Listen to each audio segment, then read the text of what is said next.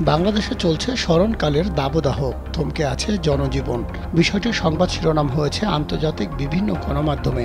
সেখানে বলা হয়েছে বাংলাদেশের বিভিন্ন অঞ্চলের উপর দিয়ে তীব্র তাপদাহ বয়ে যাচ্ছে।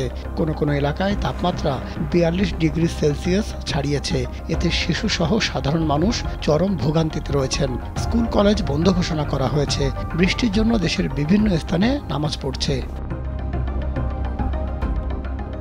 এর কারণ হিসেবে গণমাধ্যমগুলো বলছে, মূলত জলবায়ু পরিবর্তনের বিরূপ প্রভাব পড়েছে বাংলাদেশের উপর।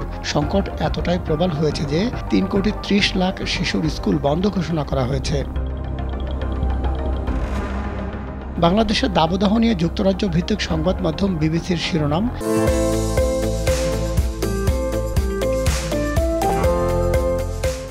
প্রচণ্ড তাপে ৩,৩০,০০,০০০ শিশুর স্কুল বন্ধ। তাদের প্রতিবেদন বলছে, বাংলাদেশের কয়েকটি এলাকার তাপমাত্রা ৪২ ডিগ্রি সেলসিয়াস ছাড়িয়েছে। স্কুল কলেজগুলো ২৭ এপ্রিল পর্যন্ত বন্ধ ঘোষণা করা হয়েছে। বিবিসি বলছে, জলবায়ু সংকটের কারণে বিশ্বের সবচেয়ে ঝুঁকিতে থাকা দেশগুলোর একটি বাংলাদেশ। জলবায়ু পরিবর্তনের কারণে সমুদ্রপৃষ্ঠের উচ্চতা ৩০ থেকে ৪৫ সেন্টিমিটার বাড়লে বাংলাদেশের উপকূলীয় জেলাগুলোর ৩,৫০,০০,০০০-এর বেশি মানুষ বাস্তুচ্যুত হতে পারে।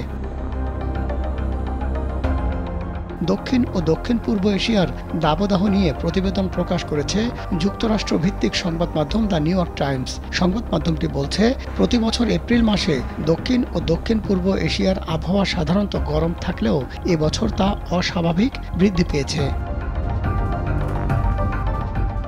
দাবদাহের ভয়াবহতা তুলে ধরতে নিউ ইয়র্ক টাইমস এক রিকশা চালকের বক্তব্য তুলে ধরেছে। নূরে আলম নামের ওই ব্যক্তি ঢাকার মগবাজার এলাকায় রিকশা চালান।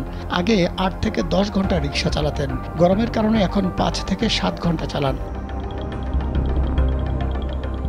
গরমের মধ্যে বাংলাদেশের মানুষের বৃষ্টির জন্য প্রার্থনার খবর তুলে ধরা হয়েছে বার্তা সংস্থা এএফপির খবরে।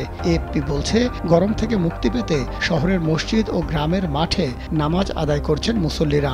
এএফপির এই প্রতিবেদন প্রকাশ করেছে ভারতীয় সংবাদ মাধ্যম টাইমস অফ ইন্ডিয়া।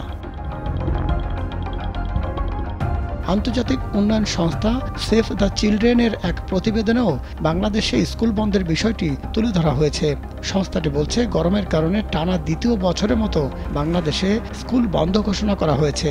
গরম থেকে রক্ষায় বিভিন্ন পরামর্শ দিয়েছে বাংলাদেশের স্বাস্থ্য মন্ত্রণালয়। মাহমুদ সোহেল, কালবেলা।